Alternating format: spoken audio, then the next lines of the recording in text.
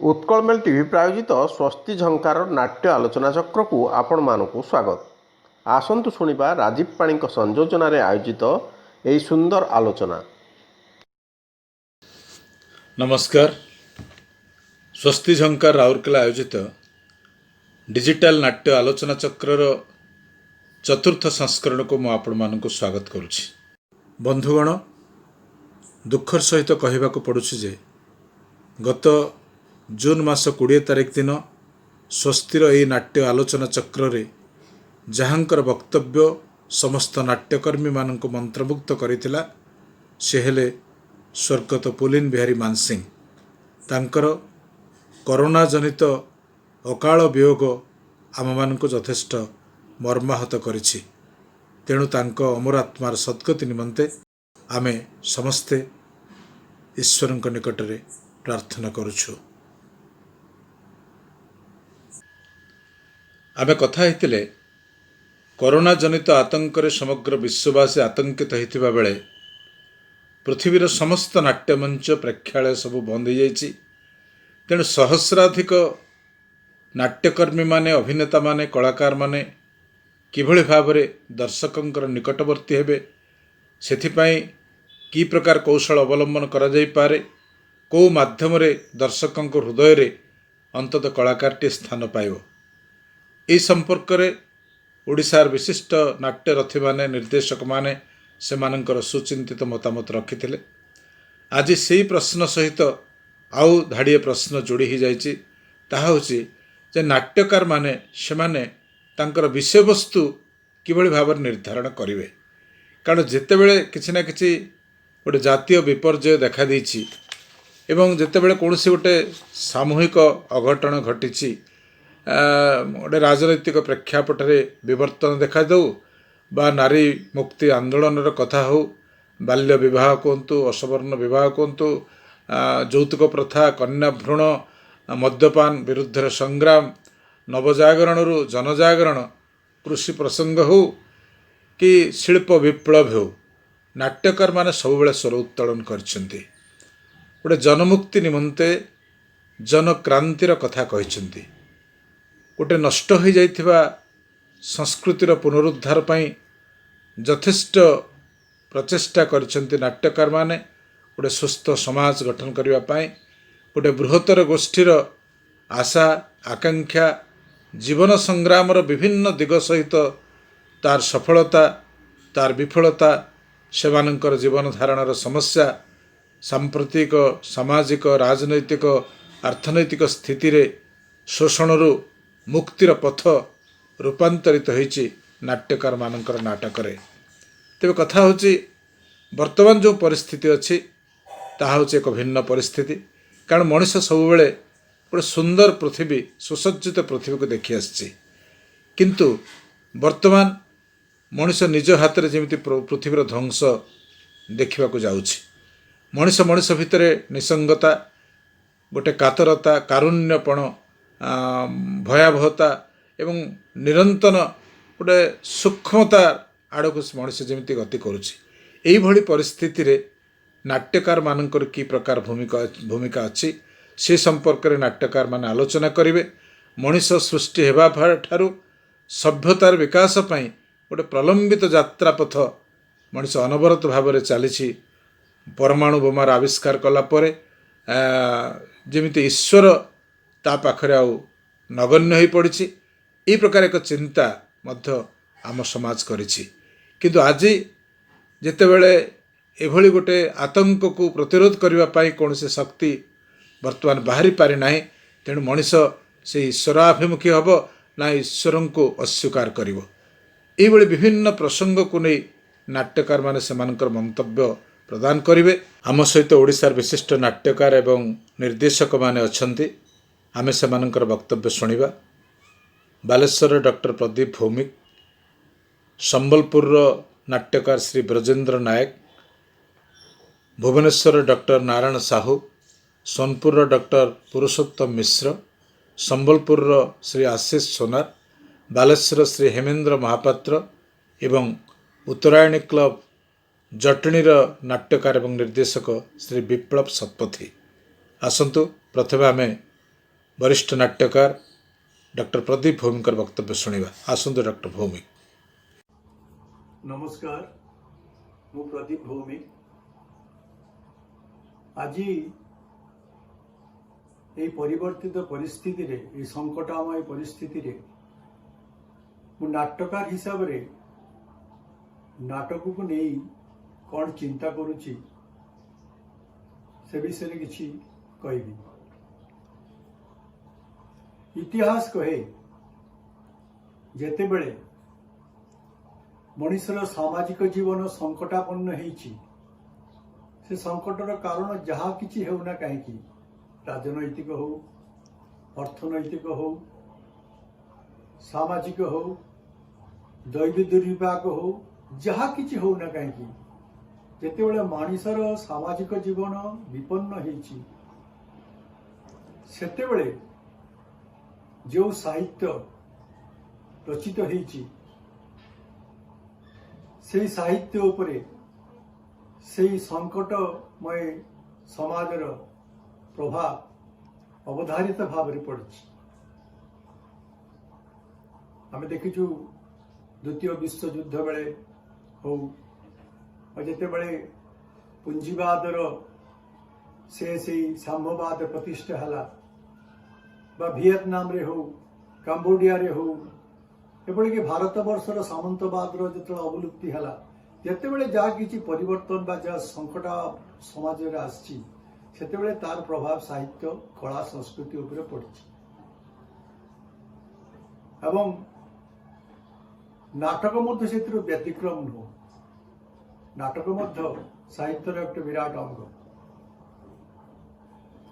आज विगत कई मास है 2020 प्रथम भाग कोरोना नामक एक भूताणु पृथ्वीर 200 रु अधिक देशर मेरुदंड को दोहलाई देछि।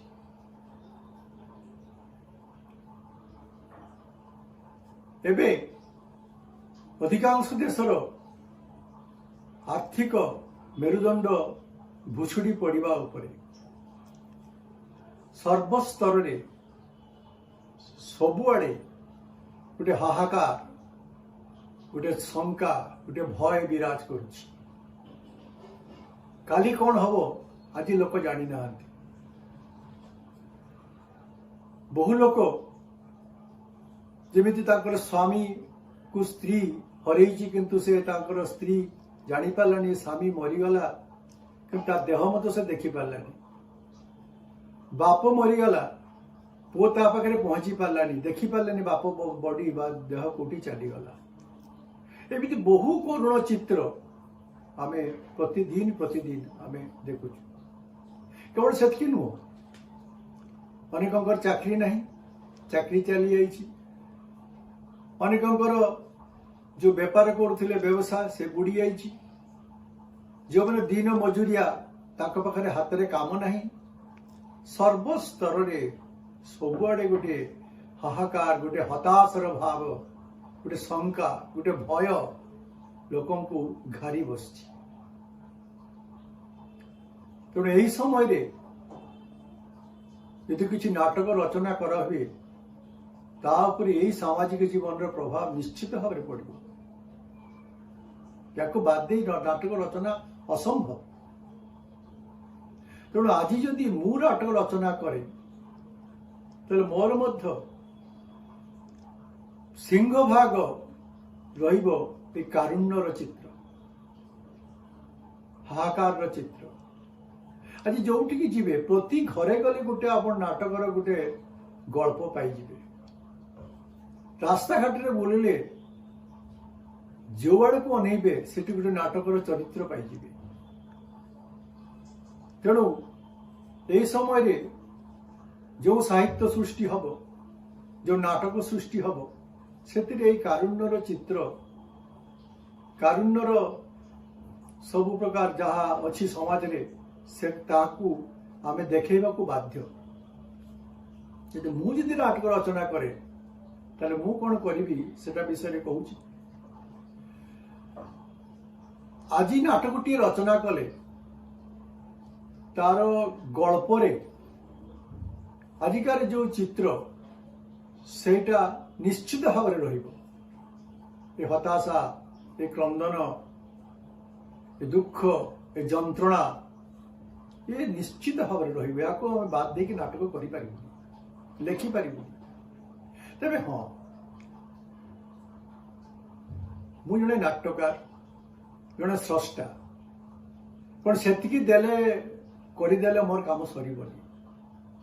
से जंत्रणार चित्र तो फोटोग्राफर माने देबे, कैमरामैन माने उठे कि बाजार रे छाड़ीबे बा मीडिया रे छाड़ीबे। मु किंतु सेया नुहे, मु किछि सृष्टि करिबी। मु सेहिति पई मु चाहिबी से चित्र सहित किछि आशार आलोक, किछि किछि भल चिंता, पॉजिटिव थिंकिंग क्या कहती, सकारात्मक चिंता ता भितरे मते देवाक पड़ो। तानाले मु जणे कमर्शियल फोटोग्राफर और मो भितरे विशेष किछि पार्थक्य रहिबो। जेमिति मु देखिछि एई समय रे मु किछि लोकन को जानिछि जो माने चाह दुकान करथिले पिला, से वर्तमान बाटरे ठेला रे फल बिकुछि।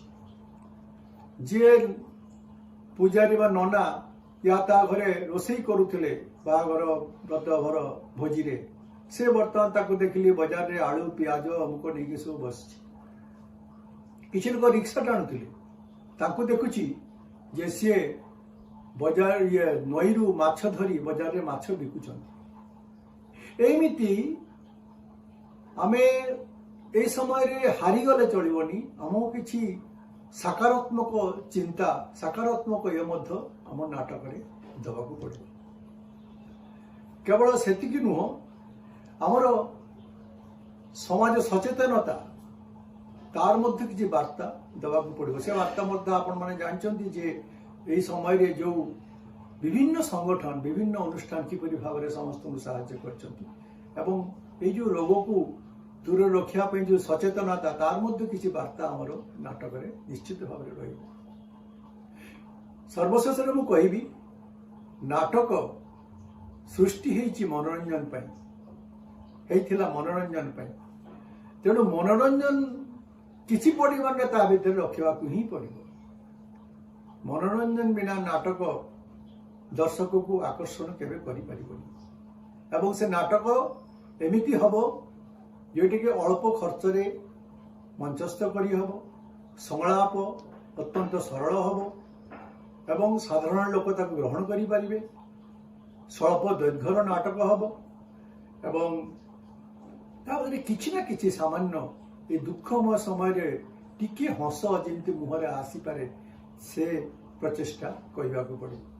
तेणु मो मतरे मोर जो नाटक मु लेखिबी ए समय जदि मु लेखे ताले से नाटकर शतकड़ा 70 भाग रहिबो ए समाज रे प्रतिच्छवि, ए करुण दुखद घटनार अविकल प्रतिफलन।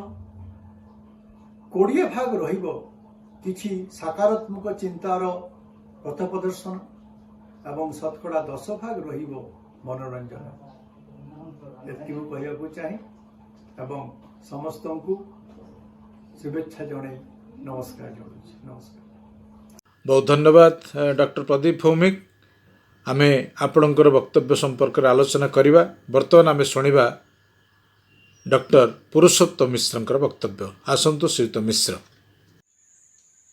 स्वस्ति साहित्य संसद राउरकेलार समस्त कर्मकर्ता मानंकु मो नमस्कार जणाइबा सहित श्रोता बंधु मानंकु ए डिजिटल साहित्य जुगरे ए साहित्य कार्यक्रम को शुणवा आमंत्रण जनाऊँगी। बंधुगण, आपण मैंने समस्ते जानते वर्तमान गोटे वैश्विक महामारी समग्र विश्व को आक्रांत करिछि एवं एमिति एक संकटजनक परिस्थिति रे आमे समस्ते गति करुछु जे आगामी दिन रे आमर साहित्य, संस्कृति, कला, विज्ञान, विशेषकर मनुष्यर जीवन स्वरूपटी को दिग को जीव से कथा आम एजाए जानी ना। किंतु एइथिपाई टिके इतिहास को पछकु आमको जीवाको पड़िबो। देखंतु आमे जहाँ जानिछु प्रति 100 वर्ष रे थरे थरे विश्व आक्रांत होइछि गोटे गोटे महामारी रे। जेमिति 1918 1920 रे गोटे भयंकर महामारी आसथिला विश्व को एवं ताको कहा जाउथला स्पेनिश फ्लू स्पेन रु बाहरी थिला। 1918 1920 समग्र विश्व रे 100 मिलियन लोक मरी थिले एवं सेतेबेले भी कहा जाइथिला आपण माने घरे रुहंतु सुरक्षित रुहंतु आपण माने समस्त बाहरला बेले मास्क पिंधंतु छेप पकांतु ना बाहर एमती सतर्क करा हेथिला समस्त को। बहु वर्ष परे तार वैक्सीन मेडिसिन बाहरिला किंतु 1920 मसीहारे जो परिवर्तनटी आसीथिला ताको हमर लक्ष्य करबार अछि। 1920 मसीहा 1918 20 मसीहारे जो स्पेनिश फ्लूटी हेतिला सेथिरे महात्मा गांधी भी आक्रांत हेथिले एवं देखंतु जातिर जनक महात्मा गांधी गोटे जुगांतकारी विप्लव सृष्टि करि पारिले। सेतेबेले आपणको चित्रकला रे परिवर्तन आसथिला, सेतेबेले नाटक रे परिवर्तन आसथिला, सेतेबेले संगीत रे परिवर्तन आसीथिला, सेतेबेले गोटे भयंकर परिवर्तन हेतिला समग्र पृथ्वी रे एवं प्रतिटी स्तर रे।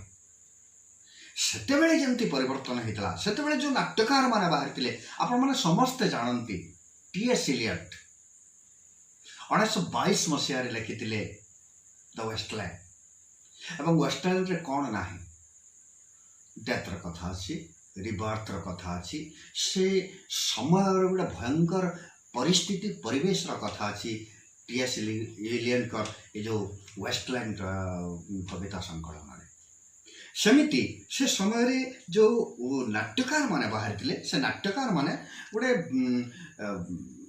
विचित्र गोटे परिवेश तैयारी कर पारथिले एवं नाटक को गोटे भिन्न दिगरे नै जाय पारथिले। जेमिति ड्रामा गोटे पोएटिक ड्रामा हो जाइथा सेते बेले जेमिति स्वेनी एगोनिस्टिस 1926 मसीह रे द रॉक नाटक 1934 मसीह रे आस्थिला द फैमिली रिलीजन आस्थिला 1939 मसीह रे एवं एमाने गोटे गोटे जुगांतकारी विप्लव सृष्टि करथिले।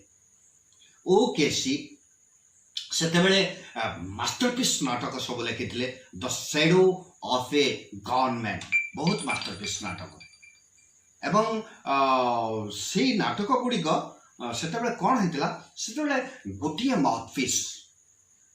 माउथपीस तार माध्यम रे कैरेक्टर कहबो एमिति सब तैयारी हेतिला। तेणु सेतेबेले जेमिति गोटे जुग सृष्टि हेतिला सेमिति मते लागुची वर्तमान गोटे नुआ जुग आसीबार अछि।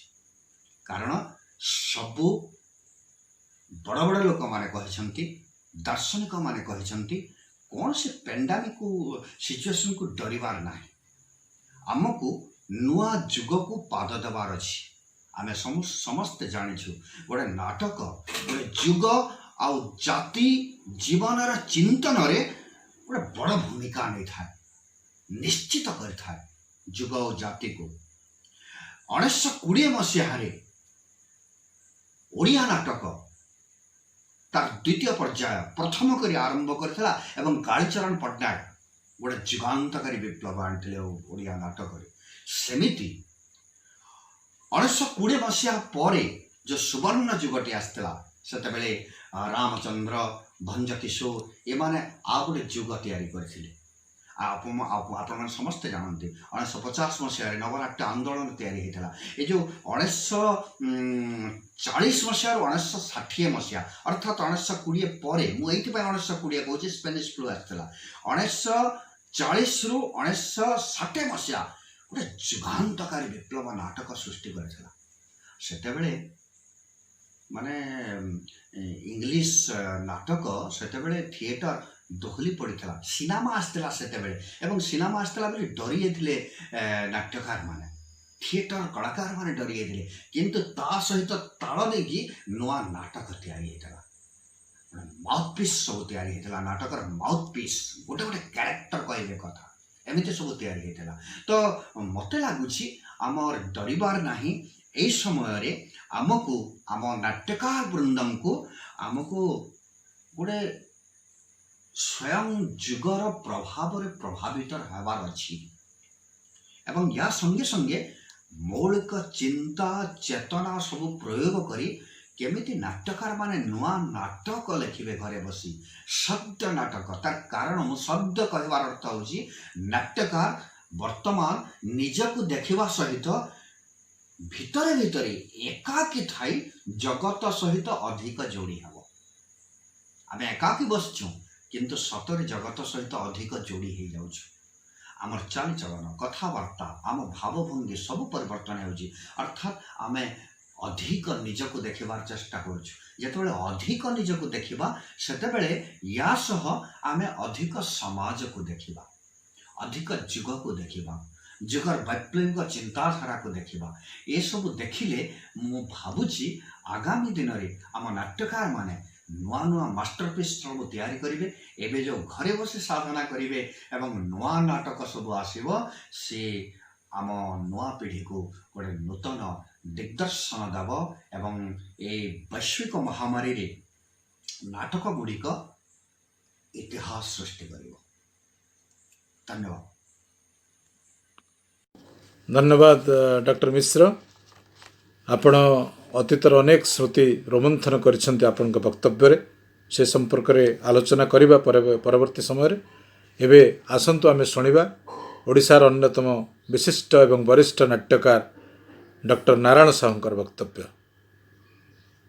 विश्व जेते लोककला रही ता मध्यरु सर्वश्रेष्ठ कला होची नाट्यकला।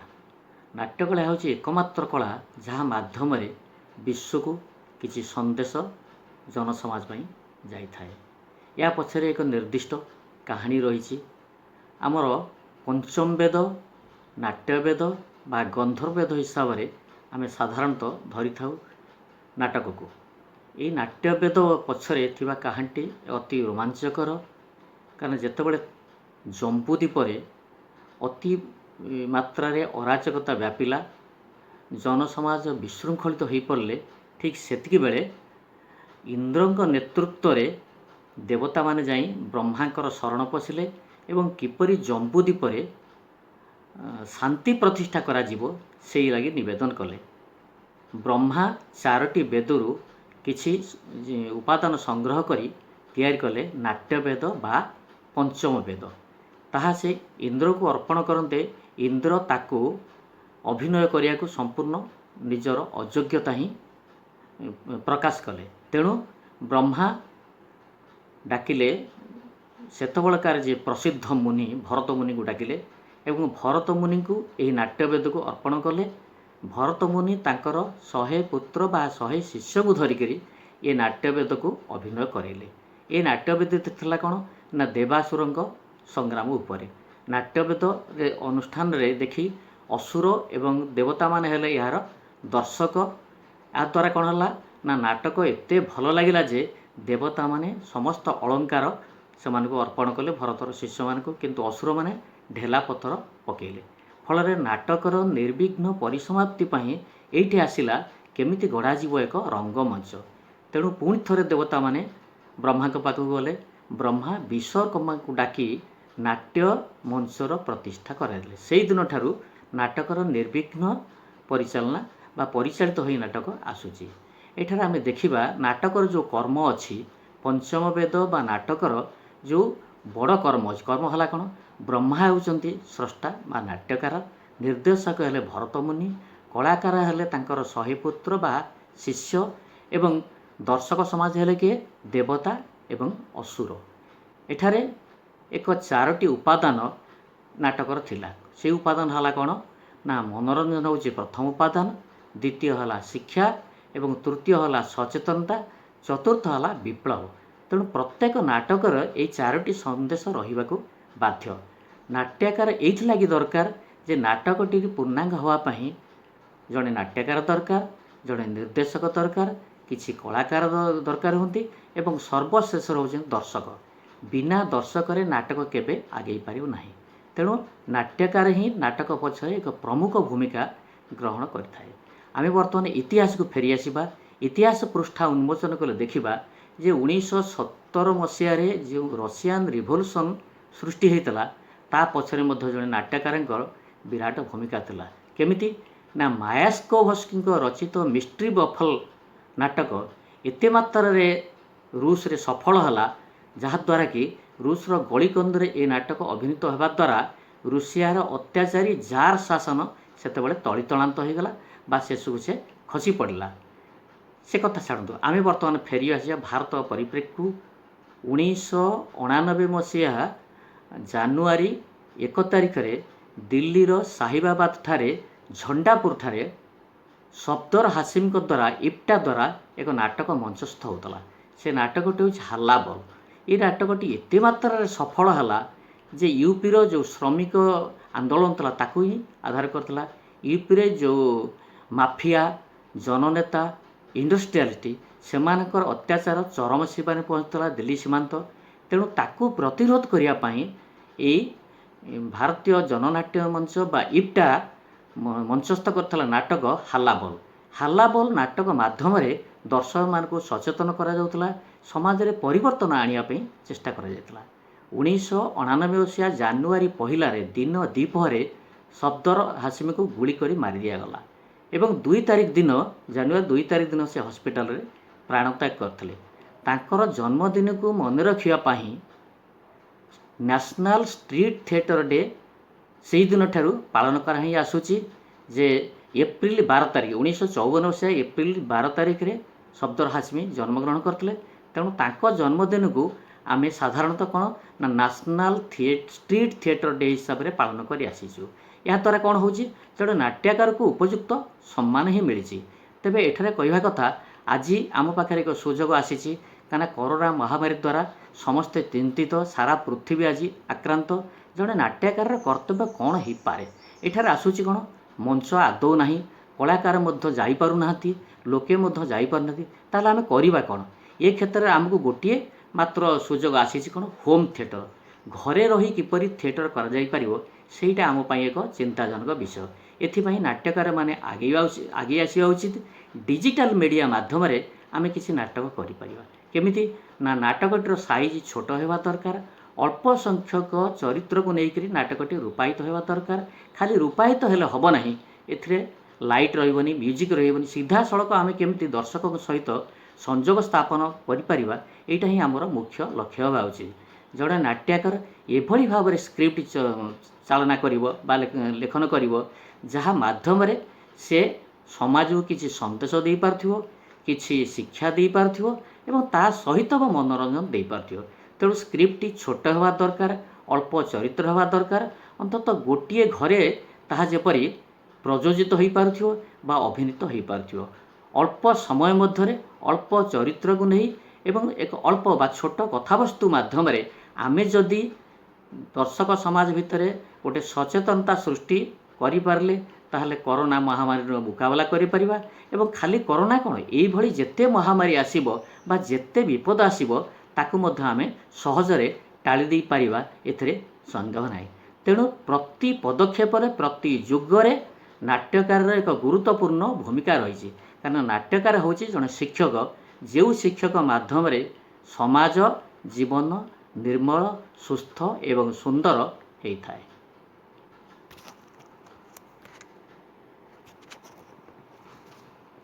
ବହୁତ ଧନ୍ୟବାଦ ସାର୍। ଆପଣ ବୈଦିକ କଥାରୁ ଆରମ୍ଭ କରିଛନ୍ତି ଆପଣଙ୍କର ବକ୍ତବ୍ୟ। ଯେଉଁ ପରାମର୍ଶ ଦେଇଛନ୍ତି ସେ ସମ୍ପର୍କରେ ଆମେ ଆଲୋଚନା କରିବା। ବର୍ତ୍ତମାନ ଆମେ ଶୁଣିବା କ ଖ ଗ ସମ୍ବଲପୁର ନାଟ୍ୟାନୁଷ୍ଠାନର ନାଟ୍ୟକାର ଏବଂ ନିର୍ଦ୍ଦେଶକ ଶ୍ରୀ ବ୍ରଜେନ୍ଦ୍ର କୁମାର ନାୟକଙ୍କର ବକ୍ତବ୍ୟ। ଆସନ୍ତୁ ଶ୍ରୀଯୁକ୍ତ ନାୟକ। ନାଟକ ମଞ୍ଚ, ମଞ୍ଚ ମାୟା, ମଞ୍ଚର ମାୟା, ମାୟାର ମଞ୍ଚ। ଆଲୋକସଜ୍ଜା, spotlight, top light, foot light, backwash, cyclorama, smoke. ମଞ୍ଚସଜ୍ଜା, ଚାଳଘର, କୋଠାଘର, ପାହାଡ଼, ପର୍ବତ, ରାସ୍ତା। ସଙ୍ଗୀତ, ପ୍ରଚ୍ଛଦ ସଙ୍ଗୀତ, ଲାଇଭ୍ ଗୀତ, ରେକର୍ଡେଡ୍ ଗୀତ, ସ୍ପେଶାଲ ସାଉଣ୍ଡ ଇଫେକ୍ଟସ୍, ମଞ୍ଚର ମାୟା, ମାୟାର ମଞ୍ଚ। ନାଟକ ସମାପ୍ତିର ପରବର୍ତ୍ତୀ 15-20 ମିନିଟ୍ ଏକ ଭିନ୍ନ ଦୁନିଆରେ ବିଚରଣ, ଶାଶ୍ୱତ ଆନନ୍ଦର ଦୁନିଆ। କା ମୁହଁରେ ହସ ଥିବ, କା ଆଖିରେ ଲୁହ। କିଏ ଅଭିନେତାମାନଙ୍କର ସହ କରମର୍ଦ୍ଦନ କରୁଥିବ, ତ କିଏ ଆଲିଙ୍ଗନ କରିବା ପାଇଁ ମଞ୍ଚ ଉପରକୁ ଉଠି ଆସିଥିବ। ଭିନ୍ନ ଏକ ପୃଥିବୀ ଗଢ଼ି ଦେବାର ଗର୍ବରେ ଫାଟି ପଡ଼ୁଥିବ ଛାତି ନାଟ୍ୟକାର ନିର୍ଦ୍ଦେଶକର। କୁଆଡ଼େ ଗଲା ସେ ସମୟ, କୁଆଡ଼େ ଗଲା ସେ ଦିନ, ସେ ମୁହୂର୍ତ୍ତ ସବୁ କୁଆଡ଼େ ଉଭେଇ ଗଲେ। ଅତୀତ ହେଇଯିବନି ତ ସେସବୁ ଅନୁଭବ? ନା, ମୋଟେ ନୁହେଁ। ମଧ୍ୟାନ୍ତର ବୋଲି ଭାବନ୍ତୁ, ଏଇଟା ମଧ୍ୟାନ୍ତର ବୋଲି ଭାବନ୍ତୁ। କିଛି ଚା, କଫି, ବାଦାମ, ଗପସପ୍, କିଛି ନହେଲେ ହ୍ୱାଟ୍ସଆପ୍, ଫେସବୁକ୍, ୟୁଟ୍ୟୁବ୍, ୱେବିନାର ବି ଅଛି। ଏସବୁଥିରେ ସମୟ ବିତେଇ ଦିଆଯାଇପାରେ। Time is the greatest healer. ପୁଣି ମୁହୂର୍ତ୍ତମାନେ ଫେରିବେ, ମଞ୍ଚ ସୁଶୋଭିତ ହେବ। ଦ୍ୱିଗୁଣ ଉତ୍ସାହରେ ନାଟ୍ୟକାର ନୂତନ ଅନୁଭୂତିକୁ ନେଇ ପୁଣି ନାଟକ ଲେଖିବେ। ଅଭିନେତା ପୁଣି ରଙ୍ଗ ବୋଳି ହେବ। ସଙ୍ଗୀତକାର ତାର ଯାଦୁକରୀ ସଙ୍ଗୀତରେ ତୋଳିଦେବ ମୂର୍ଚ୍ଛନା। ଘନ ଘନ କରତାଳିରେ କମ୍ପି ଉଠିବ ପ୍ରେକ୍ଷାଳୟ, ମଞ୍ଚ ଦୁଲୁକି ଉଠିବ। ହେଇ ତ, ହେଇ ଘନ ଅନ୍ଧକାର ଭିତରେ ବି ତ ଆଲୋକ ରଶ୍ମିଟାଏ ଦେଖାଯାଉଛି। କେତେ ଦୂରେ କହିହେବନି। ଅନ୍ଧକାରରେ ବି ବାଟ ଚାଲିବାକୁ ହେବ, ସତର୍କତାର ସହ। ସେ ରଶ୍ମି ପାଖରେ ପହଞ୍ଚିବା ଯାଏ। ନମସ୍କାର।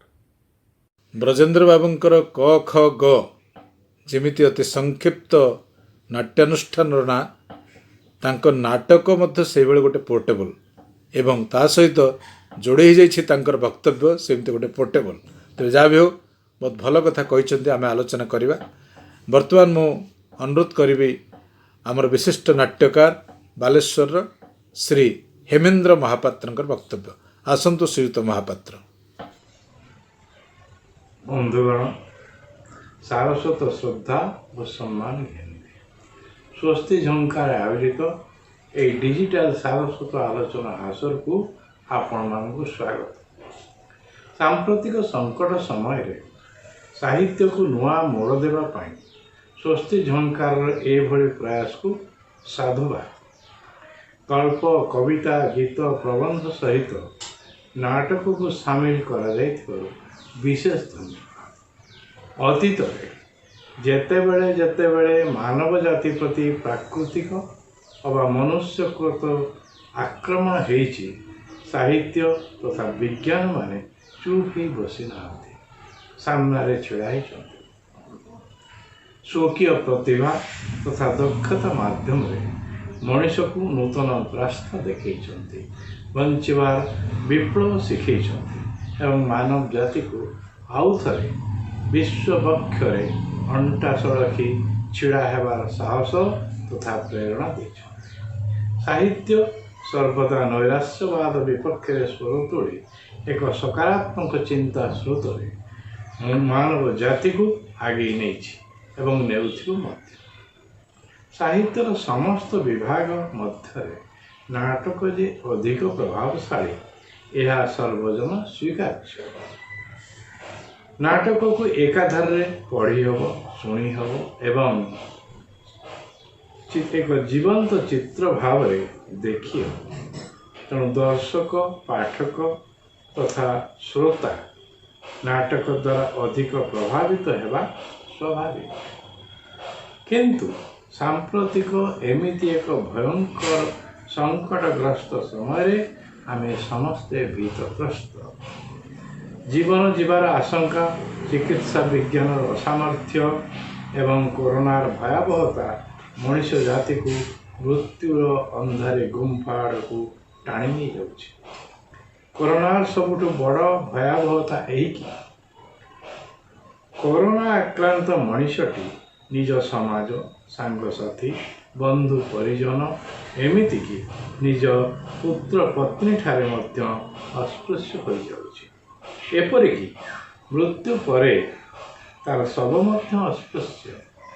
ଏହି ଚରମ ଅସ୍ପୃଶ୍ୟତା ଜଣେ ସାମାଜିକ ପ୍ରାଣୀ ପକ୍ଷେ କେତେ କଷ୍ଟଦାୟକ ତାହା ଅକଳ୍ପନୀୟ। ଏମିତି ସଙ୍କଟ ଯେକୌଣସି ସ୍ପର୍ଶକାତର ମଣିଷର ଆତ୍ମିକ ତଥା ହାର୍ଦ୍ଦିକ ଚେତନାକୁ ଦୋହଲାଇ ଦେବା ସ୍ୱାଭାବିକ। ପ୍ରତିଷେଧ ନାହିଁ କି ପ୍ରତିକାର ନାହିଁ, କେବଳ ସଙ୍ଗରୁଦ୍ଧ, ବାକ୍ୟରୁଦ୍ଧ ଏବଂ ପୃଥକ ବାସ କଟକଣା ଭିତରେ ସୃଷ୍ଟିର ମହାପ୍ରାଣୀ ମୃତ୍ୟୁ ଆଶଙ୍କାରେ ଦିନ ଗଣି ଚାଲିଛି। ଭଗବାନ ତ ଏକମାତ୍ର ସହାୟ, ଯାହା ଅଲୌକିକ। ଲୌକିକତା ଦୃଷ୍ଟିରୁ ସାହିତ୍ୟ ଏବଂ ସାହିତ୍ୟ ଭିତରେ ନାଟକର ସକାରାତ୍ମକ ପ୍ରଭାବ ହୁଏତ ମଣିଷକୁ କିଛିଟା ଆଶ୍ୱସ୍ତ କରିପାରେ, କିନ୍ତୁ ନାଟକ ମଞ୍ଚସ୍ଥ ହେବ କେମିତି? ମଞ୍ଚ ନିଷିଦ୍ଧ, ଏକାଧିକ ଲୋକ ଏକାଠି ହେବା ନିଷିଦ୍ଧ। ନାଟକ ପ୍ରଯୋଜନା ହେବ କେମିତି? ହେଲେ ଦର୍ଶକ ଆସିବେ କେମିତି? ନାଟକ ଦେଖିବେ କେମିତି? ତାହେଲେ କ'ଣ କରାଯିବ? ଏମିତି ଏକ ଆଶଙ୍କା ମୋ ମନରେ ଆସିଥିଲା ଦୀର୍ଘ 20 ବର୍ଷ ତଳେ, ଯେତେବେଳେ କରୋନାର ନାମ ଗନ୍ଧ ବି ନଥିଲା। କିନ୍ତୁ ଅଧିକ ସଂଖ୍ୟକ ଦର୍ଶକ ମଞ୍ଚକୁ ଆସିବା ଅନେକ ଅସୁବିଧା ଉଠିଥିଲା। ତନ୍ମଧ୍ୟରୁ ପିଲାଙ୍କ ପାଠପଢ଼ା, ରାସ୍ତାଘାଟର ଦୁରବସ୍ଥା, ଅସାମାଜିକ ଲୋକଙ୍କ ଦୌରାତ୍ମ୍ୟ, ହଲ୍ ମଧ୍ୟ ଭଙ୍ଗା ଦଦରା, ଏସି ବିହୀନ, ଶବ୍ଦ ଆଲୋକର ବିଫଳ ପ୍ରୟୋଗ, ବିଶେଷତଃ ବାଲେଶ୍ୱର ସହର ଅନେକ ସମୟରେ ଦଙ୍ଗାଗ୍ରସ୍ତ ହୋଇ କର୍ଫ୍ୟୁ, 144 ଆଦି ଆଇନଗତ କଟକଣାରେ ଦର୍ଶକ ମଞ୍ଚକୁ ଆସିବା ଧୀରେ ଧୀରେ ଛାଡ଼ି ଦେଇଥାନ୍ତି। ଦର୍ଶକ ଅଭାବ ନାଟକକୁ ଶ୍ରୀହୀନ କରିଦେଉଥିବା ଉପଲବ୍ଧି କରି ଏବଂ ଭବିଷ୍ୟତରେ ଏ ସମସ୍ୟା ଆହୁରି ଉତ୍କଟ ଆକାର ଧାରଣ କରିବା ଆଶଙ୍କା କରି ଭାବିଲି, ଏବେ ତ ଡୋର୍ ସର୍ଭିସର ଯୁଗ। ଅନ୍ୟାନ୍ୟ ସାମଗ୍ରୀ ଭଳି ଆମେ ଯଦି ନାଟକକୁ ଲୋକଙ୍କ ଘରେ ପହଞ୍ଚାଇ ଦେଇପାରନ୍ତୁ, ତାହେଲେ ନାଟକ କିଛିଟା ସୁରକ୍ଷା ହୋଇପାରନ୍ତା। ବିଶେଷତଃ ବାହାଘର ଆଦି ଘରୋଇ ଉତ୍ସବକୁ ଆମେ ସାଧାରଣ କ୍ୟାମେରାରେ ସୁଟିଂ କରି ଯେମିତି CD ମାଧ୍ୟମରେ ଯେକୌଣସି ସ୍ଥାନରେ ଯେକୌଣସି ସମୟରେ ବାରମ୍ବାର ଦେଖିପାରୁଛୁ, ସେମିତି ଆମେ ନାଟକକୁ ସୁଟିଂ କରି ଦେଖିପାରିବୁ। ଏହା ମଧ୍ୟ ଅତି ଅଳ୍ପ ଖର୍ଚ୍ଚରେ ସମ୍ଭବ ହୋଇପାରୁଛି। ବାସ୍ ଲାଗିଲି, ସଫଳ ହେଲି। ଲୋକାଲ ଚ୍ୟାନେଲରେ ମଧ୍ୟ ପ୍ରସାରଣ କରି ସମଗ୍ର ସହରବାସୀଙ୍କୁ ଦେଖାଇ ପାରିଲି। ଲୋକେ ବେଶ୍ ସାଦରେ ଗ୍ରହଣ କଲେ।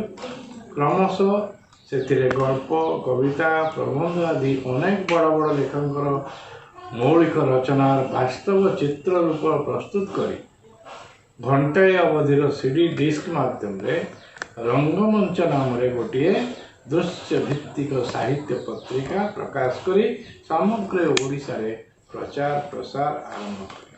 ଭାରତ ସରକାରଙ୍କ ସୂଚନା ଓ ପ୍ରସାରଣ ବିଭାଗରୁ ସ୍ୱୀକୃତି ବି ମିଳିଗଲା। ଅନେକ ପ୍ରଶଂସା ପରାମର୍ଶ ମିଳିଲା। ବିଭିନ୍ନ ପତ୍ରପତ୍ରିକାରେ ଆଲୋଚନା ପ୍ରକାଶିତ ହେଲା। 2002ରୁ 2011 ମସିହା ପର୍ଯ୍ୟନ୍ତ 8ଟି ସଂଖ୍ୟା ପ୍ରସ୍ତୁତ କରି ସମଗ୍ର ଓଡ଼ିଶାରେ ଏକ ଆନ୍ଦୋଳନର ବାତାବରଣ ସୃଷ୍ଟି କରିଥାନ୍ତି। କିନ୍ତୁ କିଛି ନାଟ୍ୟ ବନ୍ଧୁ ମୋତେ ବାଟ ଓଗାଳିଲେ, ପୁଣି ମଞ୍ଚକୁ ଟାଣିଲେ। ଆଜି ଯେତେବେଳେ ମଣିଷ ଅସହାୟ, ଏକାକିତ୍ୱ ଅନୁଭବ କରୁଛି, ଏହି ସମୟରେ 5, 10, 15 ମିନିଟ୍ ଅବଧିର ଏମିତି ନାଟକ ଅତି ସହଜରେ ପ୍ରସ୍ତୁତ କରି ସମଗ୍ର ମାନବ ଜାତିର ସଙ୍ଗରୋଧ ଜୀବନକୁ ସରସ ସୁନ୍ଦର କରିବାରେ କୌଣସି ଅସୁବିଧା ନାହିଁ। ଏଥିପାଇଁ ସେଦିନ ଭଳି ଅସୁବିଧା ନାହିଁ। ନାଟକ ପ୍ରସ୍ତୁତି, ବିତରଣ, ଅବଲୋକନ ପାଇଁ ଗୋଟିଏ ଆଣ୍ଡ୍ରଏଡ୍ ମୋବାଇଲ ହିଁ ଯଥେଷ୍ଟ। ତା ଛଡ଼ା ୟୁଟ୍ୟୁବ୍ ଭଳି ଓପନ୍ ଚ୍ୟାନେଲ ବି ହାତ ପାଆନ୍ତାରେ। ତେବେ ଚିନ୍ତା କରିବାର କ'ଣ ଅଛି? ଡେରି କାହିଁକି? ଆସନ୍ତୁ ନା, ଏମିତି ଏକ ମୋବାଇଲ ଧରି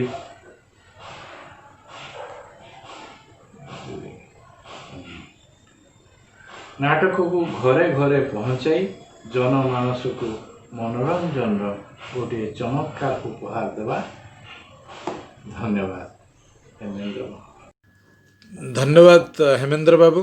ଆପଣ ଆଜି ନୁହେଁ ଦୀର୍ଘ 20 ବର୍ଷ ପୂର୍ବରୁ ଏମିତି ଏକ ପରିସ୍ଥିତିକୁ ଆଖି ଆଗରେ ରଖି ଆପଣ ଡିଜିଟାଲ ମାଧ୍ୟମରେ କ୍ୟାସେଟ୍ ମାଧ୍ୟମରେ ଆପଣ ନାଟକ ପ୍ରଦର୍ଶନ କରିବା ଶିଖେଇଛନ୍ତି। ତେବେ ସେ ସମ୍ପର୍କରେ ଆମେ ଆଲୋଚନା କରିବା। ବର୍ତ୍ତମାନ ଆମେ ଶୁଣିବା ସମ୍ବଲପୁର ଶ୍ରୀ କଲଚରାଲ ଆସୋସିଏସନର ନାଟ୍ୟକାର ଯୁବ ନାଟ୍ୟକାର ଶ୍ରୀ ଆଶିଷ ସୋନାରଙ୍କର ବକ୍ତବ୍ୟ। ଆଶିଷ ସୋନାର। ନମସ୍କାର, ମୁଁ ଆଶିଷ କୁମାର ସୋନାର, ଶ୍ରୀ କଲଚରାଲ ଆସୋସିଏସନ୍ ସମ୍ବଲପୁରର ଜଣେ ସକ୍ରିୟ ନାଟ୍ୟପ୍ରେମୀ ତଥା ନାଟ୍ୟକର୍ମୀ। ଆପଣମାନଙ୍କୁ ସ୍ୱାଗତ ଜଣାଉଛି। ରାଉରକେଲାର ଅଗ୍ରଣୀ ଅନୁଷ୍ଠାନ ସ୍ୱସ୍ତି ସାହିତ୍ୟ ସଂସଦ ତରଫରୁ ଏ ପ୍ରକାର ଏକ ଅଭିନବ ଡିଜିଟାଲ ଆଲୋଚନା ଚକ୍ରର ଆୟୋଜନ ନିମନ୍ତେ ମୁଁ ଅନୁଷ୍ଠାନକୁ ଶୁଭେଚ୍ଛା ଜଣାଉଛି ଏବଂ ତାଙ୍କର ସମସ୍ତ କର୍ମକର୍ତ୍ତାମାନଙ୍କୁ ସାଧୁବାଦ ଜଣାଉଛି। ଆଲୋଚନାର ବିଷୟବସ୍ତୁ ହେଲା କରୋନାର ପରିସମାପ୍ତି ଘଟିଲା ପରେ ନାଟ୍ୟ ସାହିତ୍ୟର ସ୍ଥିତି ଓ ଗତି କ'ଣ ହୋଇପାରେ। ପ୍ରକାରାନ୍ତରେ କହିବାକୁ ଗଲେ ନାଟ୍ୟ ସାହିତ୍ୟ କୌଣସି ଦିଗ ବଦଳିବ ନାହିଁ ତ ବୋଲି ସାହିତ୍ୟ ସନ୍ତୋଷ ଏକ ଆଶା ଓ ଆଶଙ୍କା ସୃଷ୍ଟି କରିଛି। ନିଶ୍ଚିତ ଭାବରେ ଏହି ପ୍ରଶ୍ନ ବା ଏହି ଆଶା ଓ ଆଶଙ୍କା ସ୍ୱାଭାବିକ, କାରଣ ଯେତେବେଳେ ବି ବିଶ୍ୱ ସମୁଦାୟ ଉପରେ ବିପର୍ଯ୍ୟୟ ଆସିଛି ସେତେବେଳେ ସାହିତ୍ୟ ତାର ଦିଗ ବଦଳେଇଛି। କହିବା ବାହୁଲ୍ୟ ଯେ ଆମେ ସାହିତ୍ୟରେ କେତୋଟି ଯୁଗ ଦେଖି ସାରିଛୁ, କିନ୍ତୁ ମୁଁ କହିବି ଯେ ଦ୍ୱିତୀୟ ବିଶ୍ୱଯୁଦ୍ଧ ପରେ ନାଟ୍ୟ ସାହିତ୍ୟ ବା ଅନ୍ୟାନ୍ୟ ସାହିତ୍ୟ ତାର ଦିଗକୁ ସମ୍ପୂର୍ଣ୍ଣ ଭାବରେ ବଦଳେଇଥିଲା। ସାହିତ୍ୟ ଏକ ବିରାଟ ପରିବର୍ତ୍ତନ ଦେଖାଇଥିଲା। ଯେତେବେଳେ ଜାପାନର ହିରୋସୀମା ଓ ନାଗାସାକି ଉପରେ 2ଟି ପରମାଣୁ ବୋମା ନିକ୍ଷେପ ହେଲା, ହଜାର ହଜାର ଲୋକ ମଲେ, ସେତେବେଳେ ମଣିଷର ମୃତ୍ୟୁ ଦେଖି ମଣିଷ ସ୍ତବ୍ଧ ହୋଇଗଲା। ମଣିଷ ଜୀବନ ଯେ କେତେ କ୍ଷଣଭଙ୍ଗୁର ତାହା ଅନୁଭବ କଲା। ଆଉ ସେଥିପାଇଁ ଆରମ୍ଭ ହେଲା ଏକ ନୈରାଶ୍ୟବାଦର ଯୁଗ। ଆଉ ଯେଉଁ ମଣିଷର ଅସ୍ତିତ୍ୱ ଓ ଅସ୍ତିତ୍ୱବାଦ ଉପରେ ଅନେକ ପ୍ରଶ୍ନ ଉଠିଲା। ଯୌକ୍ତିକ ଓ ଅଯୌକ୍ତିକ, ସଙ୍ଗତ ଓ ଅସଙ୍ଗତ ମଧ୍ୟରେ ଥିବା ଯେଉଁ ସନ୍ଧିକ୍ଷଣ ମୁହୂର୍ତ୍ତକୁ ଯେତେବେଳେ ସାହିତ୍ୟ ପ୍ରକାଶ କଲା, ସେତେବେଳେ ସାଧାରଣ ପାଠକ ନିମନ୍ତେ ତାହା ଦୁର୍ବୋଧ୍ୟ ହେଲା, ବୁଝିବା ନିମନ୍ତେ ତାହା ସହଜ ହେଲା ନାହିଁ। ଫଳରେ ପାଠକେ ଦୂରେଇ ଗଲେ। ଠିକ୍ ସେହିପରି ନାଟକରେ ମଧ୍ୟ ସେ ଯେଉଁ ଅଯୌକ୍ତିକ ସାହିତ୍ୟ ବା ଅବସର୍ଡିଟି ଯାହାକୁ ଆମେ କହୁଁ, ସେହି ଅବସର୍ଡିଟି ହେତୁ ଦର୍ଶକ ମଧ୍ୟ ନାଟକଠାରୁ ଦୂରେଇ ଗଲେ। କିନ୍ତୁ ଅନ୍ୟାନ୍ୟ ସାହିତ୍ୟ ପାଠକୀୟ ଆଦୃତିରେ ବଞ୍ଚୁଥିଲା ବେଳେ ନାଟ୍ୟ ସାହିତ୍ୟ ଦର୍ଶକୀୟ ଆଦୃତିରେ ବଞ୍ଚେ। ଅର୍ଥାତ୍ ଅନ୍ୟାନ୍ୟ ସାହିତ୍ୟରେ ଲୋକେ ସାଧାରଣ ପାଠକଙ୍କ ସହିତ ପରୋକ୍ଷରେ ଯୋଡ଼ି ହେଉଥିଲା ବେଳେ ଆମେ ପ୍ରତ୍ୟକ୍ଷରେ ଯୋଡ଼ି ହୋଇଥାଉ। ଫଳରେ ଆମେ ସିଧାସଳଖ କ୍ରିୟା ପ୍ରତିକ୍ରିୟା ଦେଖି ଜାଣିପାରିଲୁ ଯେ ଦର୍ଶକ ଗ୍ୟାଲେରୀରୁ ଧୀରେ ଧୀରେ ଫେରିବା ପାଇଁ ଆରମ୍ଭ କରୁଛନ୍ତି। ଏଣୁ ସେହି ଉପରେ କାର୍ଯ୍ୟ କଲାବେଳେ ଯେତେବେଳେ ଆମେ ପୁଣି ଆମର ସେ ପୁରୁଣା ଯୋଗକୁ ଫେରି ଆସିଲୁ, ଯେ ପ୍ରକାର ଦର୍ଶକ ଆମମାନଙ୍କ ପାଖକୁ ପୁନର୍ବାର ଫେରିବାର ଆରମ୍ଭ କରିବେ। ଆଉ ବର୍ତ୍ତମାନ ନାଟକ ଏକ ଭଲ ସ୍ଥିତିରେ ଅଛି, ଯଦିଓ ତାର ସମ୍ପୂର୍ଣ୍ଣ ମାତ୍ରାରେ ଦର୍ଶକ ତା ପାଖକୁ ଫେରି ନାହାନ୍ତି। ତଥାପି ଆମେ କାର୍ଯ୍ୟ କରୁଛୁ ଯେ ପ୍ରକାର ଦର୍ଶକ ପୁଣି ଥରେ ପ୍ରେକ୍ଷାଳୟ ମୁହାଁ ହେବେ। ଏହି ସମସ୍ୟା ସହିତ ଯୁଝୁଥିଲା ବେଳେ ଆମଙ୍କ ନିମନ୍ତେ ଆଉ ଏକ ସମସ୍ୟା ସୃଷ୍ଟି ହେଲା 90 ଦଶକର ମଧ୍ୟଭାଗରେ, ଯେତେବେଳେ ନାଟକ ତାର ନିଜର ରାଜ୍ୟର ସୀମାକୁ ନେଇ ଅନ୍ୟ ରାଜ୍ୟକୁ ଯେତେବେଳେ ଯିବାର ଆରମ୍ଭ କଲା। ଗୋଟିଏ ଭାଷାର ନାଟକ ଅନ୍ୟ ଭାଷାର ଦର୍ଶକମାନେ କି ପ୍ରକାର ବୁଝିବେ ତାହା ଆମ ପାଇଁ ଆଉ ଏକ ଚ୍ୟାଲେଞ୍ଜ ଭାବରେ ସୃଷ୍ଟି ହେଲା। ଆଉ ସେହି ସବୁ ଚ୍ୟାଲେଞ୍ଜକୁ ସାମ୍ନା କରୁ କରୁ ଯେଉଁ ସବୁ ନାଟକ ଲେଖା ହେଲା, ତନ୍ମଧ୍ୟରୁ ବିଶେଷ ଭାବରେ ଯେଉଁ ନାଟକ ଗୁଡ଼ାକ ବା ଯେଉଁ ଗଳ୍ପ ଗୁଡ଼ାକ ଆଗରୁ ପ୍ରସିଦ୍ଧି ପାଇସାରିଛି ଏବଂ ସମସ୍ତେ ଜାଣିଛନ୍ତି ତା ବିଷୟରେ, ସେହି ସବୁ ନାଟକକୁ ଅନୁବାଦ କରିକି ବା ସେହି ଗଳ୍ପର ଛାୟାରେ ଲିଖିତ ହୋଇ ବା କୌଣସି ପୌରାଣିକ ଚରିତ୍ର ବା ଐତିହାସିକ ଚରିତ୍ର ଯେଉଁ ଚରିତ୍ରମାନଙ୍କୁ ସମସ୍ତେ ଜାଣିଛନ୍ତି ସେହିମାନଙ୍କ ରୂପରେ ନାଟକ ଲେଖା ହୋଇ ବିଶେଷ ଭାବରେ ନାଟକ ହେଉଛି ମୌଳିକ ନାଟକ। ନିଶ୍ଚିତ ଭାବରେ ଏ ଭିତରେ କୌଣସି ନା କୌଣସି ଜାଗାରେ ପଛେଇ ଯାଇଛି। ବୋଧହୁଏ ନିର୍ଦ୍ଦେଶକମାନଙ୍କର ଆଶା ଓ ଆଶଙ୍କା ସୃଷ୍ଟି ହେଉଛି ଯେ ଅନ୍ୟ ଭାଷାର ଲୋକମାନେ ଏହି ନାଟକକୁ ବୁଝିବେ ନା ନ ବୁଝିବେ ସେହି ସନ୍ଦେହ ଘେରରେ ଅଛନ୍ତି। ଆଉ ଏହି ସମୟ ଭିତରେ ଆମେ କାର୍ଯ୍ୟ କରୁଛୁ ଯେ ପ୍ରକାର ଆମ ମୌଳିକ ନାଟକ ସୁଦୂର ପ୍ରସାରୀ ହେବ।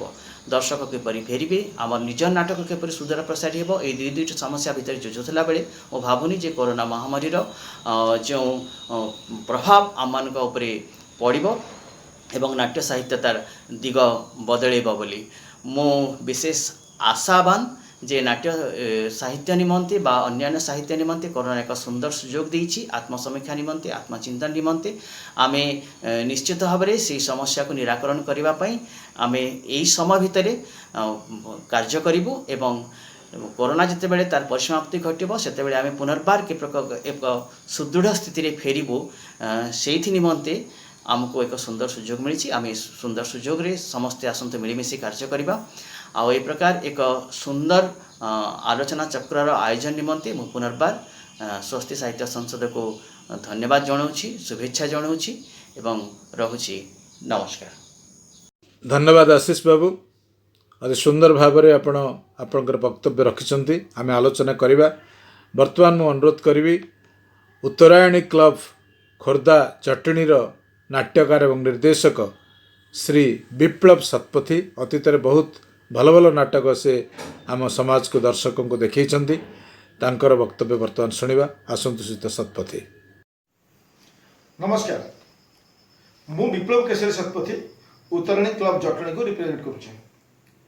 राजीव बाबू राजीव पाणिग्राही राजीव भाई दायित्व देते ये जो लॉकडाउन भितर नाटकर अवस्था कौन हम कोरोना भितर नाटकर अवस्था कौन हम से संबंध किसी कहवाई समस्त बड़ मैंने सिनियर मैंने बहुत किसी कथा कहते मोर किसी अधिका कहबार ना तथापि मत जहाँ लगुच मत यह लगुच कि कोरोना आगामी गोटे लंबा समय रही नाटक तो कम से कम नाटक कौन फंक्शन तो रेस्ट्रिक्शन रही नाटक हम केमी एक्चुअली आमको केबे कही कही कि जहाँ नाटक बापा कही टीचर कही गुरु कही कही नहीं आम आम खुशी आम शौक आम कर केवल यहाँ हूँ शौक बहुत लोग प्रोफेशन गाँव रही बहुत कम लोग रही बेसी लोग शौक तो शौक टाक सब बंचा जाए खोजिकी बंचा जाए और नाटक है न अटक नाटक जहाँ अटक ना एबे कोरोना परिस्थिति नाटक को अटकवा चेष्टा करुच्ची आमर काम है डेंगी आरंभ को जीवा। सो मु भावुची ये जो रेस्ट्रिक्शन रही बोधे बेसी रेस्ट्रिक्शन दर्शक रही कलाकार नुह कारण कला प्रदर्शन है दर्शक एकाठी होगा समस्या तेणु आम प्रथम दर्शक को आभोड करवा एवं आम बेस किसी लोक बेस किसी दल एकाठी हवा दरकार चिंता करवा दरकार मोर गोटे मतामत रोचे सेटा हूँ आम मैंने गोटे गोटे छोट नाटक जणिकिया 2 जणिया 3 जणिया मैक्सिमम 5 जन भाव 5 जन आर्टिस्ट भितर गोटे स्टेज जो एड बड़ स्पेस भितर 5 जन एटी सेठी बसिले डिस्टेंस मेंटेन हो बा आट ए टाइम 5 जन कलाकार स्टेज को आसे तार किसी माने नहीं तेणु एमती छोट नाटक या भितर आम जमी गोटे अभावटा मनीष को उद्भावन करने को सुजोग दे था तो एबे आमको उद्भावन करने को पड़ो कि नाटक कम लोक भितर नहीं केमी कर आम जब फेस्टिवल करे विभिन्न दल मान डाकुचे सेमती आम भितर आम डकाडकी हवा मु क्या डाक मत किए डाक एवं दायित्व बेस किसी दिन 15 दिन मासे 2 मास दायित्व दि जाए तुम गोटे छोट नाटक जणिकिया 2 जणिया 3 जणिया रेडियो प्ले भाया सामने बसिके 2 जन कथबार्ता है भाया एवं आम सामने दर्शक हिसाब से आमर बड़ भाई मैंने आमर सिनियर मैंने आमर नाटक लोक खूब कम जी डिस्टेंस मेंटेन करके बस हुए एवं आम नाटक कर डिक्लेयर ही दबा बैनर बाजबनी आनुआल फंक्शन हम ना आनाउंस हम ना कि हेनी मैं तामझाम हम ना सोशल डिस्टेंस रखी मीटिंग हो पार्टी सेमती आम सोशल डिस्टेंस आम कला प्रदर्शन करवा ए गुड़ा टेक्नोलोजी टेक्निक लाइट सेटिंग व्यवहार करवा नहीं जहाँ निहाती आवश्यक नाटक बंचा दरकार किसी समय बंचेक रखिले पुणी आगे हम जमी कौन कलाकार सिंगर ओडिसी डांसर ताकर रिहर्सल को कर रखते फाइनाली बहुत भल करते सेमती आमको गोटे लंबा समय आम नाटक बंचा गले मझे मझे आमको रिहर्सल करने ढंग से प्राक्ट करने ढंग से 2-3 मास 4 मास आमको गोटे परफॉर्मेंस करने को पड़ो ना लुहार जंक लगे भाया आमर नाटक जंक लगे तो से दायित्व आम मु भावुची गोटे छोट कम समय अध घंटिया 40 मिनिट 45 मिनिट छोट छोट नाटक 3-4 जन 5 जन को दायित्व दि जाऊ गोटे जगह डिसाइड कर भुवनेश्वर राउरकेला हो जेको गोटे जगह जटणी हो पाए मो पाखे मंच अच्छी डिसाइड करूँ एवं ये आम आसिकी छोट ग्रुप एवं छोट दर्शक अल्प दर्शक कह आम नाटकर जो मैंने क्रिटिक हो पारे नाटक जो मैंने नाटक लोक बसवा किसी दिन आम 4 मास 6 मास वर्ष जी दिन चलो से दिन नाटक बचाई छोट छोट नाटक करवा और सामने अल्प लोक विभिन्न डिस्टेंस रखिक बसवा मोर ए वर्ष उत्तरायणी क्लब्र 93तम आनुआल फंक्शन मत करार अच्छी आज पर्यटन केवे बंद है ये कोरोना आम केमी बंद करूँ फाइलिन भाया बात्यार नाटक होता लाइन नाला आम टर्च लाइट लगे इमरजेंसी लाइट लगे करूँ कारण विधि प्रथा रखा सो आम भाई एवं माइंड सेटअप कर सारी कारण दशहरा को निश्चित कोरोना जाइए एवं माइंड सेटअप कर आम गोटे सोलो नाटक करवा 2-3 जन लाइट साउंड म्यूजिक ये 3 जन निश्चित आर्टिस्ट जड़े बा 2 जन आ दर्शक से समय जी लोक एकाठी हमार सरकार 20 जन हो 50 जन हो 10 जन हो 5 जन बा जड़े सिम्बलिकाली जड़े बस नाटक हम ताको आम रेकर्डिंग करवा पुणी मीडिया छाड़द सोशल मीडिया छाड़द बट नाटकटा मंचर जमी हवा कथा सेमती हम तो जड़े 2 जन को लेकिन नाटक बर्तमान तैयारी एवं जड़े 2 जन 3 जन भितर नाटक तैयारी नुआ कनसेप्ट चिंता कर समय कमेदवा कम लोक बसिक कम खर्च केमी नाटक कर चिंता कर समय आसी आम छोट नाटक कम समय कम खर्च कम सेटिंग लाइट फेट कम टेक्नोलोजी आम केमी करवा पसिबल हम सेटा को आम बर्तमान चेष्टा करवा निहाती दरकार कारण नाटक बचे मोर कई बड़ भाई देते मतामत कि आम छात उपर हाँ कर आम मंदिर बारंडार कर किंतु आम एटी कहीं करवा आम नाटक जगार नाटकटे करवा सामने नाटकर लोक बसवे बजार शौकिया दर्शक एवं आसबार आवश्यक ना आम नाटक बचाइवाई किसी दिन केवल आम नाटकर लोक मैंने सिनियर मैंने बसवे आम नाटक करवा तो यार जदि मोर यहाँ मतामत यार जब समस्त ध्यान दिखती जब चिंता करती जब कथा पसंद है मतामत पसंद है ताल जोगाजोग कर आगे कहवा केमती कम करवा आगे जा ओके तो आज मोर मतामत ये रखी आगे पुणी आम दरकार पड़े डिस्कस कर रही नमस्कार। बंधुगण आपण 7 जन विशिष्ट नाट्यकार निर्देशकों वक्तव्य शुणिले। नाटक एक जटिल प्रश्न गभीर तर्जमा जहाँ जीवनर जिज्ञासार दर्शनर एवं मुक्तिर नाटक सब गोटे मुक्तिर कथा कही था। डॉक्टर प्रदीप भौमिक से प्रसंग में कहते जेतेबेले भी सामाजिक जीवन विपन्न होइछि साहित्य उपर तार प्रभाव निश्चित भाव में पड़ी। तेणु कोरोना समय भितर मनीष भितर जो भयावहता जो आतंकवाद जो कारुण्य देखा देइछि ताहा तांको नाटक निश्चय आसिबो एवं केवल सेतिक आसले चलिबो नाही तार समाधान तार सकारात्मक दिग प्रति मध्य से सचेतन रहिछन्ति। प्रत्येक परिवार भितर हाट बजार रे रास्ता घाट रे तांको चरित्र माने आतजात होचन्ति। तेणु से चरित्र मानकु नै छोट छोट नाटक परिवेषण करी अति कम खर्च रे केमिति करा जाय परिबो से संपर्क रे से आह्वान दैछन्ति डॉक्टर प्रदीप भौमिक। से भली डॉक्टर पुरुषोत्तम मिश्र से मने पकई दैछन्ति अतीतर गोटे पृष्ठा को जे 1918 ରୁ 20 मसीहा भितर जेतेबेले स्पानिश फ्लू होइथिला सेतेबेले 100 मिलियन मनीष मृत्यु मुखरे पड़िथिले। सेतेबेले मध्य साहित्य गोटे नुआ जोश रे रचना करा जाइछि। आपण माने समस्ते प्राय जानिथिबे 1921-22 मसीहा रे टी.एस. इलियट जेतेबेले वेस्टलैंड रचना करे तत्कालीन समाजर चित्र तांको कविता भितर थिला। तार परवर्ती समय जो नाट्यकार माने नाटक लिखिछन्ति से नाटक भितर गोटे नुआ चेतना नुआ चिंता सृष्टि करिसेंति बोली से कहिसेंति। से कहउछन्ति जुगर प्रभाव रे प्रभावित हेबार अछि मौलिक चिंता चेतना प्रयोग करी शब्द नाटक रचना करा जाऊ। एकाकी थाई मनीष एकाकी एकांतवास रही जगत सहित से जोड़ी होबार परिकल्पना करू निजको देखिबा सहित से समाज को देखू एमिति नाटक हेबो जहाँ उत्तर पीढ़ी को एक नुआ दिग्दर्शन देव बोली से आह्वान दैछन्ति। से भली हेमेंद्र महापात्र से कहउछन्ति जे जेतेबेले मानव जाति प्रति किछि प्राकृतिक विपर्यय देखा देइछि सेतेबेले साहित्य बा विज्ञान केतेबेले नीरव रे बसे नाही। साहित्य और विज्ञान केबे हेले नीरवी जाई नाहंती चुप ही नाहंती। से बंचिबार विप्लव शिखैछि अंटा सड़खी छिड़ा हेबार साहस जोगैछि नैराश्यवाद विपक्ष रे स्वर उत्तोलन करिछि।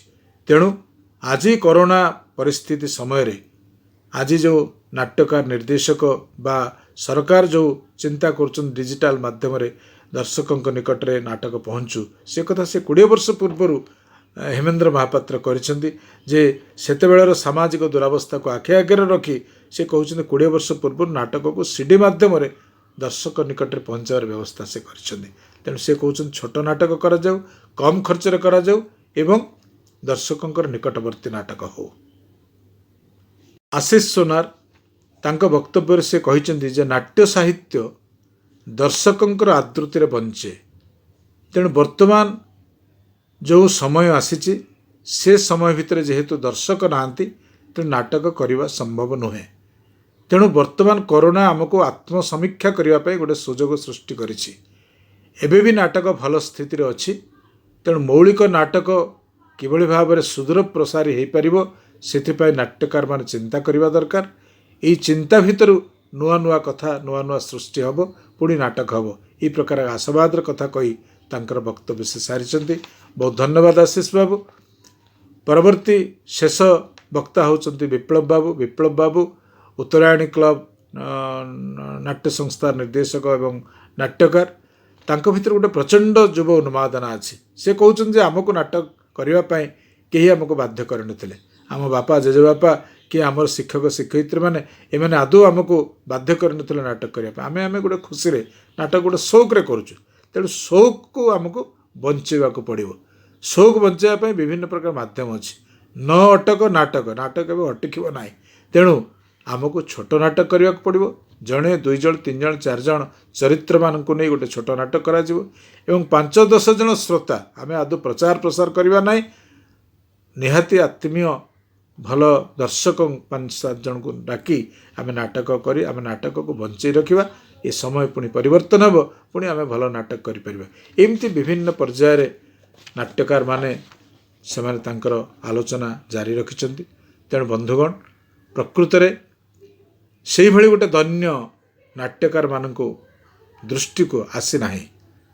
ଯେତେବେଳେ ନଅଙ୍କ ଦୁର୍ଭିକ୍ଷ ହୋଇଥିଲା, ଲୋକମାନେ ଅକାଳରେ ଝଡ଼ି ଯାଉଥିଲେ, ଲକ୍ଷ ଲକ୍ଷ ଲୋକ ମୃତ୍ୟୁବରଣ କଲେ। ଯେତେବେଳେ ୱାର୍ଲଡ ୱାର୍ ହେଲା ସେତେବେଳେ ବିଭିନ୍ନ ଲୋକ ଯେଉଁ ଅସୁବିଧା ଭିତରେ ଥିଲେ ସେ ଅସୁବିଧା ପ୍ରକୃତରେ ବର୍ତ୍ତମାନ ପର୍ଯ୍ୟନ୍ତ ଆସିନାହିଁ। ହୁଏତ ସେ ସମୟ ଆସିଲେ ନାଟ୍ୟକାରମାନଙ୍କର ଦିଗ ନିଶ୍ଚିତ ଭାବରେ ବଦଳିବ। କିନ୍ତୁ ବର୍ତ୍ତମାନ କହିବା କଥା, ଯେଉଁ ପ୍ରକାରର ସମସ୍ୟା ବର୍ତ୍ତମାନ ସମାଜରେ ଦେଖାଦେଇଛି, ଆଜି କେବଳ ଓଡ଼ିଶାରେ ନୁହେଁ, ଭାରତବର୍ଷରେ ନୁହେଁ, ସମଗ୍ର ବିଶ୍ୱରେ। ତେଣୁ ସେଇ ଚିତ୍ର, ସେଇ ହାହାକାରର ଚିତ୍ର, ସେଇ ନିସଙ୍ଗତାବୋଧର ଚିତ୍ର, ସେଇ ହତାଶାବୋଧର ଚିତ୍ର ନାଟ୍ୟକାରମାନଙ୍କର ନାଟକରେ ରହୁ ଏବଂ ତା'ର ସମାଧାନର ଗୋଟେ ସକାରାତ୍ମକ ଦିଗ ସମ୍ପର୍କରେ ନାଟ୍ୟକାରମାନେ ଚିନ୍ତା କରନ୍ତୁ। ଯାହା ହେଉ, ବହୁତ ବହୁତ ଧନ୍ୟବାଦ। ସମସ୍ତ ନାଟ୍ୟକାର ନିର୍ଦ୍ଦେଶକମାନେ ତାଙ୍କର ସୁଚିନ୍ତିତ ମତାମତ ରଖିଛନ୍ତି। ଆପଣମାନେ ଏ କାର୍ଯ୍ୟକ୍ରମକୁ ଦେଖୁଛନ୍ତି, ଉପଭୋଗ କରୁଛନ୍ତି। ଆପଣମାନଙ୍କୁ ଧନ୍ୟବାଦ ଦେଇ ଆଜିର ଏ ପ୍ରସଙ୍ଗ ଏଇଠି ଶେଷ କରୁଛୁ। ଧନ୍ୟବାଦ, ନମସ୍କାର।